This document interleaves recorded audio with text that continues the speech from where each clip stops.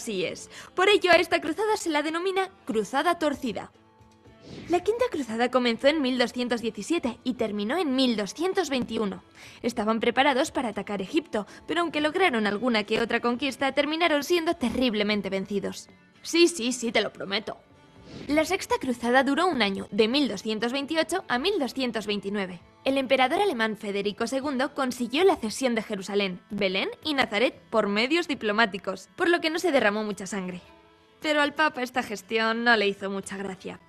En la Séptima Cruzada, no te duermas que ya estamos acabando, entre 1248 y 1250 las cosas empezaron bien y tomaron Damieta. Pero en una campaña posterior, el rey Luis IX fue tomado como prisionero, por lo que tuvieron que ceder Damieta de nuevo para recuperar la libertad. Y por fin llegamos a la Octava Cruzada y la última, en 1270. Los musulmanes llevaban mucha ventaja, por lo que Luis IX, el exprisionero, intentó sitiar Túnez, pero no le salió bien y murió víctima de la peste. El príncipe Eduardo fue a apoyar a los franceses e intentó, sin éxito, conquistar Acre. Hay quien cuenta esto como una novena cruzada. Todo acabó más o menos en 1291 y supuso el fin de los estados cristianos en Oriente. O sea, los musulmanes ganaron las cruzadas. Sus consecuencias, ¿qué te voy a decir? Centenar de muertes, pérdida abismal de recursos y territorios y la pérdida del poder y las tierras de algunos nobles. Pese a ello, el papado no salió mal parado y consolidó su poder en la cristiandad. El Islam de Oriente se cerró a toda innovación europea, por lo que la diferencia entre religiones se hizo más grande. Y así surgió la intolerancia. Al mismo tiempo, las conexiones comerciales mejoraron para los europeos, dando comienzo a la nueva y conocida burguesía. Y esto sería lo más esencial de las cruzadas. Como has podido ver, dejamos para otra ocasión la reconquista cristiana en la península. Bien, bueno. A ver, si agrandamos acá. Detener compartición. Ahí estamos.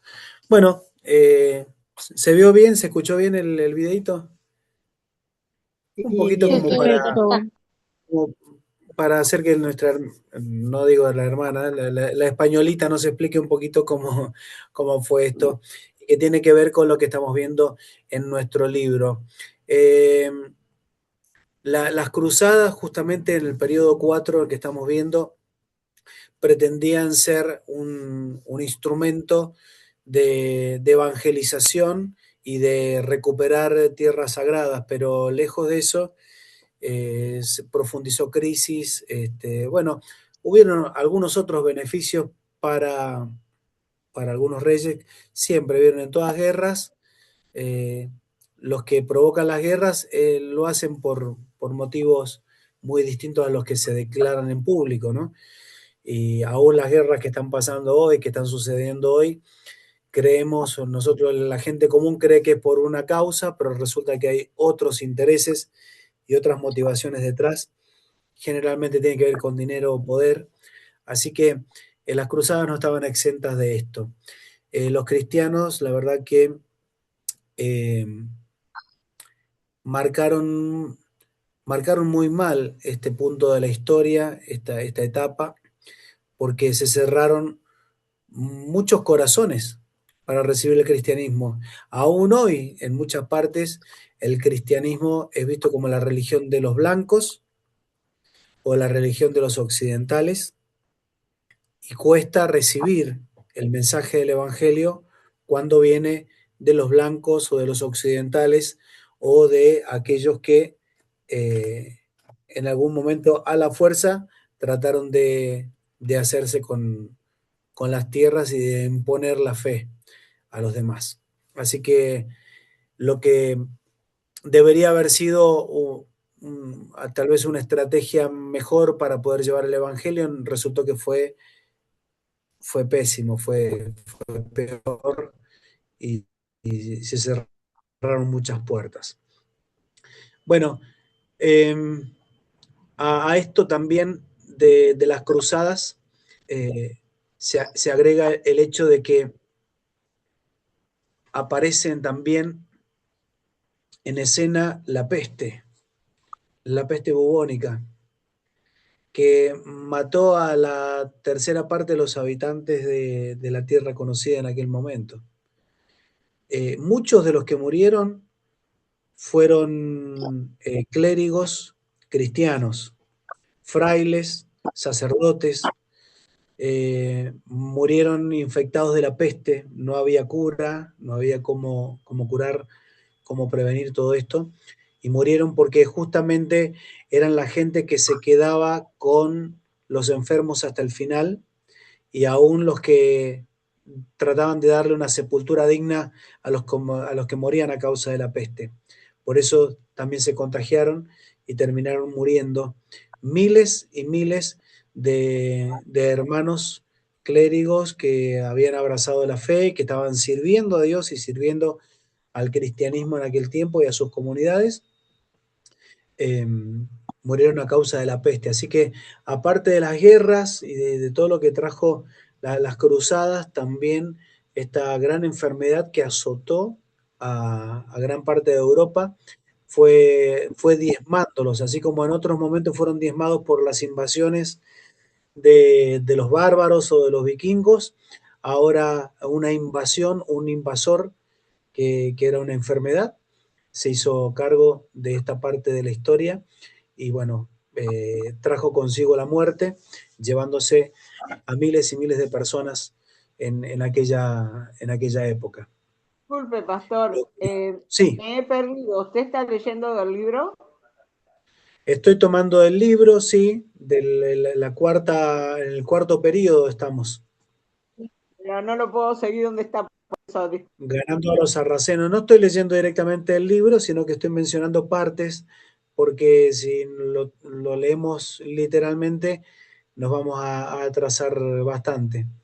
Así que estoy mencionando algunos pasajes del libro, ¿sí? ¿Qué más? Bueno, ya le digo en qué página me dice acá el libro que estoy. Página 84 creo que es. Sí, pero nuestro Sí, la libro no tiene 84. página de... Perdón. Siento que ustedes lo imprimieron y no, yo estoy mirando de la pantalla, por eso estamos distorsionados. Bueno, es casi al final del periodo cuarto, una hojita antes que termine el periodo cuarto. Estoy comenzando de un punto y aparte donde dice una vez más al final de este periodo, no sé si lo encuentran, antes de finalizar el periodo cuarto, Sí, en la página 84. dice una vez más, al finalizar este periodo, ocurrió un florecimiento. La imprenta entró en escena. Los europeos finalmente salieron de su cul-de-sac, o sea, callejón sin salida, y enviaron sus naves a buscar el comercio y la subyugación y a llevar las bendiciones espirituales hasta los confines de la tierra. Y como parte de la reforma, se vislumbró en el horizonte la reforma protestante, la gran descentralización cultural permanente de Europa. ¿Sí? ¿Pudieron encontrar esto? Esta parte. Sí, pastor. Sí. Bien. Sí, sí. Bueno, vemos que después de las cruzadas, entonces decimos, fue según el autor, Ralph Winter, las cruzadas fue una mala interpretación del imperio cristiano o de los reinos cristianos, fue una mala interpretación de la Gran Comisión. Y se embarcaron en estas cruzadas. Hoy, ¿se acuerdan ustedes? Hace unos años se utilizaba mucho el término de vamos a las cruzadas con Carlos Anacondia y con Gigi Ávila y con los predicadores de la época, ¿no?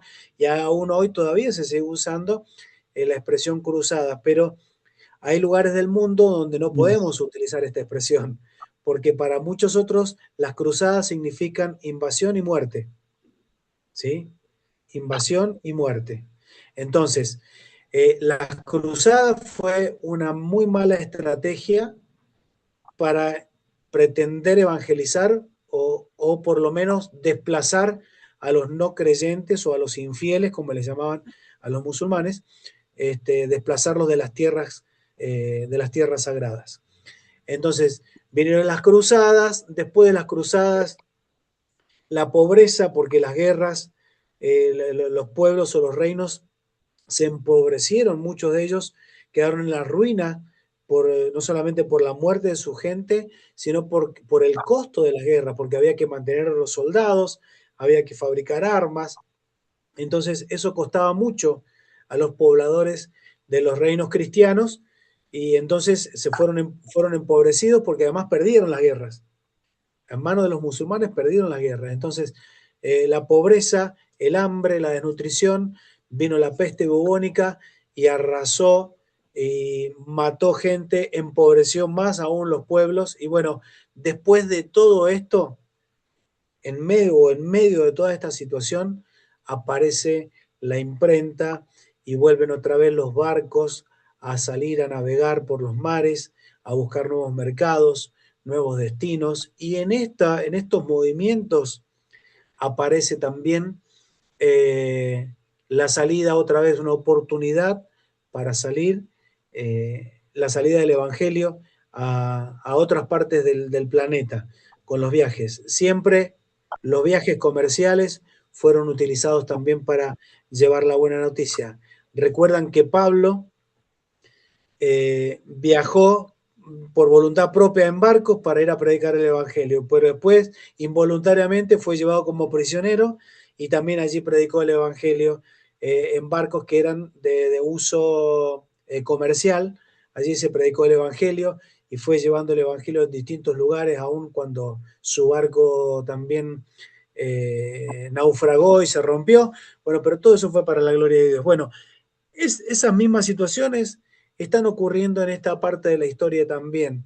El Evangelio viaja en barcos, el Evangelio es llevado por comerciantes, a veces hasta por piratas. Es llevado el Evangelio o en barcos de piratas y va alguien llevando el mensaje del Evangelio. Bueno, hay una nueva oportunidad para que el Evangelio vuelva a salir y una nueva oportunidad para que el Evangelio recobre terreno a través de la imprenta, que va a ser un gran instrumento para la difusión de la palabra de Dios.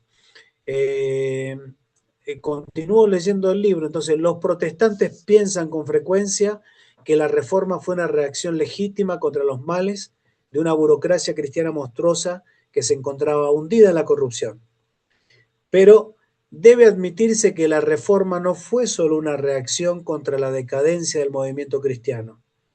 Esta gran descentralización del cristianismo fue, en muchos sentidos, el resultado de una creciente vitalidad, la cual, desconocida para la mayoría de los protestantes, fue tan evidente en el retorno al estudio de la Biblia, la aparición de una nueva forma de vida y la predicación evangélica en Italia, España y Francia, como lo fue en Moravia, Alemania e Inglaterra.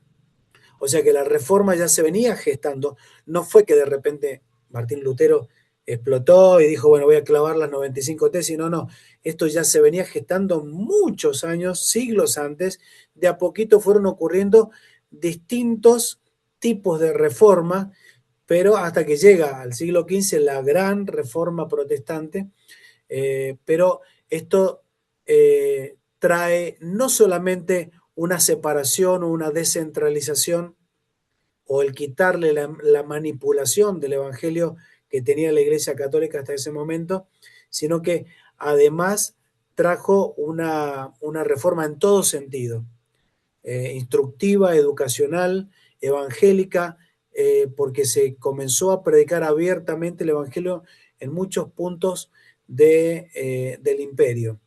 Sigo leyendo. En la Reforma, el Evangelio finalmente tuvo éxito por permitir a los cristianos ser, escuche bien, a los cristianos ser alemanes y no solo permitir a los alemanes ser cristianos romanos.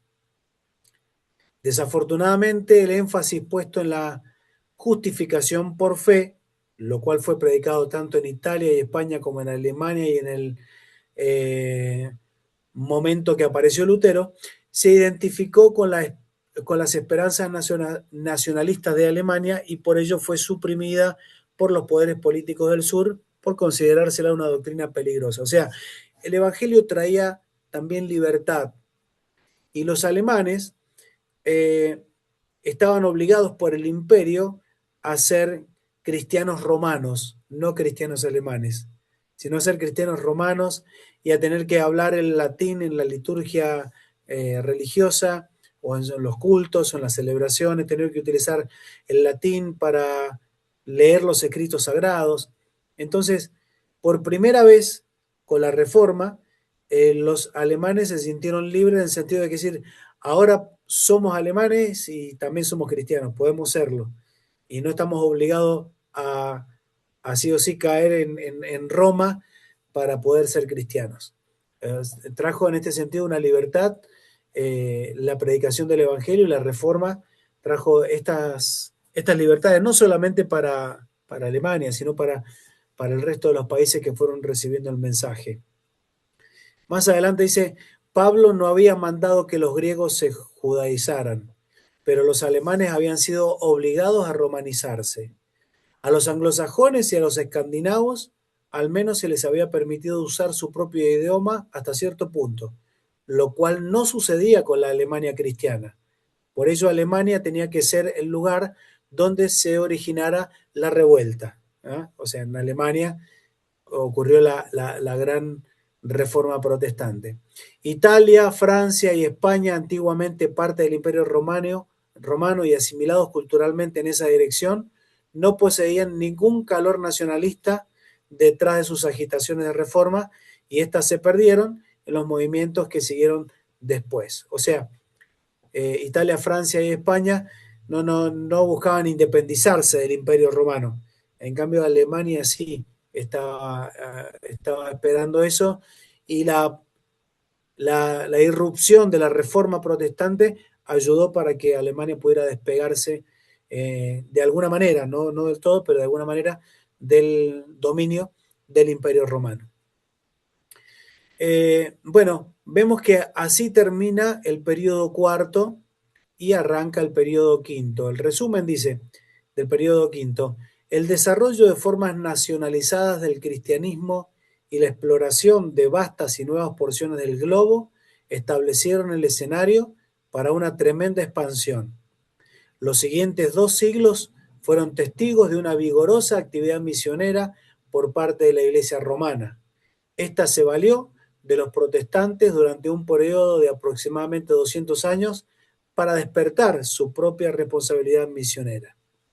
O sea, después de la Reforma Protestante, después de que Lutero hiciera lo que hizo y apareciera o se diera el surgimiento a la Iglesia Protestante, los mismos protestantes se quedaron en el molde, lo voy a decir así con esta expresión, y no tuvieron ninguna estrategia misionera para el resto del mundo por más de 200 años. Estuvieron en calma, se conformaron con haberse separado de alguna manera del papado y de la Iglesia Católica. Entonces conformaron el protestantismo, la Iglesia protestante, pero se quedaron ahí. Sin embargo, el mundo católico siguió expandiéndose y de hecho las Américas fueron conquistadas o colonizadas por españoles, por portugueses, por franceses, con la veña de la Iglesia Católica. O sea, en esos barcos venían sacerdotes católicos a venir con la misión cristiana a las Américas. Y las Américas fueron cristianizadas gracias a los católicos, no gracias a los protestantes. O sea, el Evangelio llegó para este lado del mar, del océano, gracias al gobierno de los reyes católicos de España o del papado en aquel momento. Y la iglesia protestante tardó 200 años en reaccionar a la misión, a volverse una iglesia misionera. Así que ¿cuánto nos quedan? 12 minutos. Cierro con un último videíto que nos sirve de introducción al quinto periodo, ¿sí? Vamos a compartir.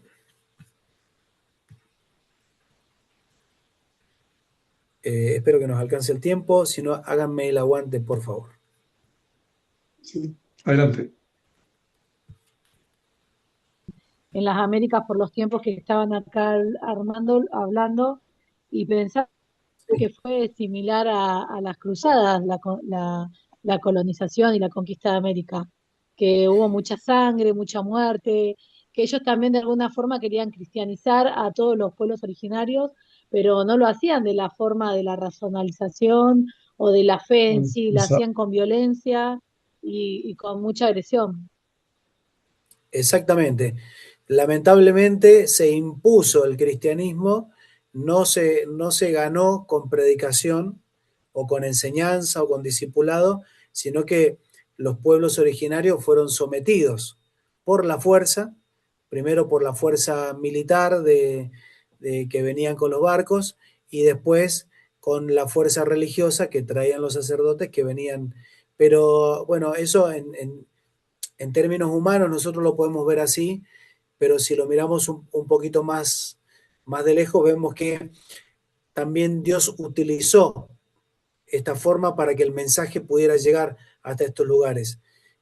La iglesia que había experimentado un avivamiento y un retorno a la Sagrada Escritura, con la sola Escritura, sola fe, las 5 solas, sola gracia, la iglesia que experimentó este avivamiento no se volcó a la misión, y que la misión quedó en manos de aquellos que tenían también otras intenciones, lamentablemente. Así que, bueno, les comparto este videito y retomamos ya para cerrar.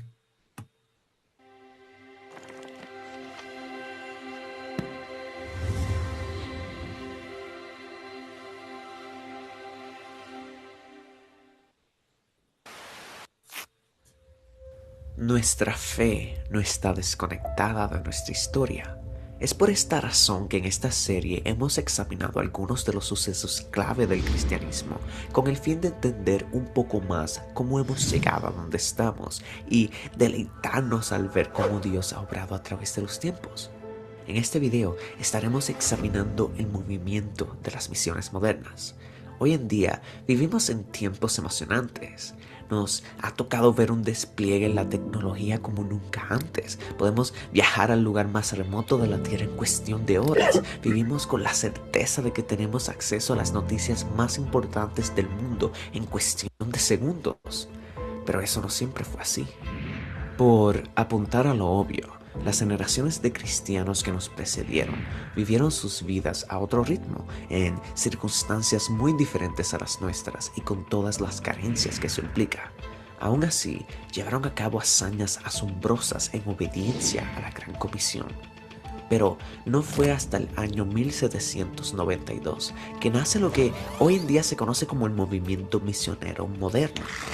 Un inglés que reparaba zapatos a finales de los 1700 tenía un mapa del mundo pegado a su pared y meditando en Mateo 28, 18 al 20, pensó: si el deber de todo hombre es escuchar el Evangelio, entonces es el deber de aquellos a los que se les ha encomendado con el Evangelio el aspirar a llevarlo a todas las naciones. Y él susurró: heme aquí, envíame a mí. Los historiadores han dicho que lo que Lutero fue a la Reforma Protestante, William Carey lo fue al movimiento misionero cristiano. Es por esta razón que se le conoce como el padre de las misiones modernas. En una reunión de pastores presentando sus pensamientos al respecto de la necesidad de alcanzar a los no alcanzados, le dijeron: siéntate, joven, cuando Dios quiera ganar a los paganos, lo hará sin tu ayuda o la nuestra. Después de este evento, él escribió un pequeño libro de cerca de 90 páginas titulado Una investigación de las obligaciones de los cristianos del uso de los medios para la conversión de los paganos. Su escrito se convirtió en la carta magna del movimiento misionero protestante y su lema sigue resonando en muchos corazones hasta el día de hoy: esperar grandes cosas de Dios, emprender grandes cosas para Dios. Luego zarpó hacia la India y ministró hasta el año 1834, cuando falleció, dejando traducciones de la Biblia en varios idiomas, instituciones educativas funcionando y un legado de lucha a favor de los derechos humanos. Luego de la muerte de Carey, los resultados en esta época fueron sorprendentes.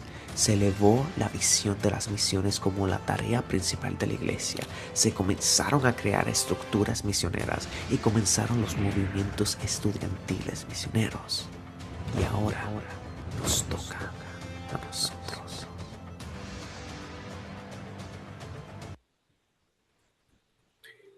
Bien, y ahora, ¿a quién le toca? ¿Ahora a quién le toca? A nosotros, bien. Bueno, gracias por su paciencia. Seguramente los videos que comparto tienen derecho de autor, así que no sé si se grabará todo o no, pero después yo voy a ir compartiendo los links para que los vean. Sí, hermano. ¿Quién habló? Perdón que lo interrumpa. ¿Me puede Sí, decir el nombre del otro video? ¿Cómo se llamaba? ahí los comparto enseguida. A ver, el nombre del otro video, ya te digo. Las Cruzadas. El anterior era Las Cruzadas, con Z, Las Cruzadas. Ahí está. Gracias. Entonces, cuando vemos el paso del tiempo, el paso de la historia, estamos viendo ya el periodo 5 que abarca hasta el año 2000. Hermanos, este libro que les he compartido, Misión Mundial, fue escrito en los 80, fue tomado de este tramo que estamos compartiendo, fue tomado de un autor que escribe a finales de los 70.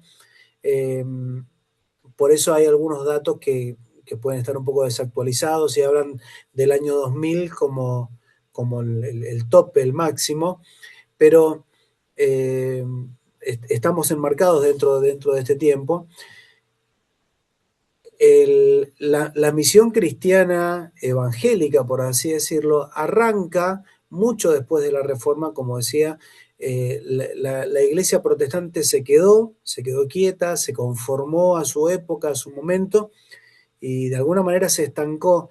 Y entonces la misión de Dios continuó en manos de otros. La gran comisión continuó en manos de otros. Y fue a través de como les decía, a través de los viajes, las exploraciones, la exploración en las Américas y a otros lugares del mundo, fue como llegó el mensaje del Evangelio. Después de casi 200 años, despiertan los hermanos para la misión y allí nacen lo que nosotros denominamos, o se denomina después, las misiones modernas, que es a partir de 1792 en adelante. Y llegamos hasta esta época con los datos de haber predicado en muchos lugares del mundo, pero tenemos datos actualizados, que esto lo vamos a compartir creo que en las próximas clases.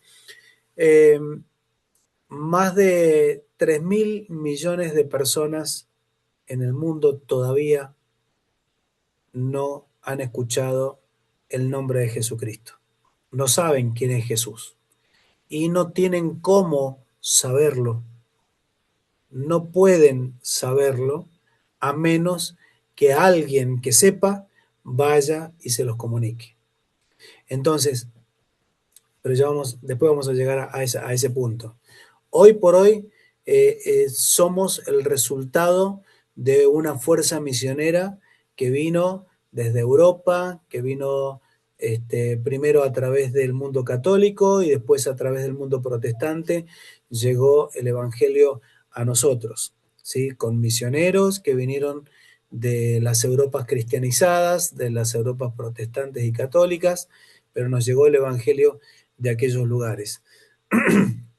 Y en este tiempo, nosotros que en un momento fuimos campo misionero para la otra parte del mundo, ahora nosotros estamos enviando misioneros desde hace unos años, desde hace unos 30 años, estamos enviando misioneros para el resto del mundo también.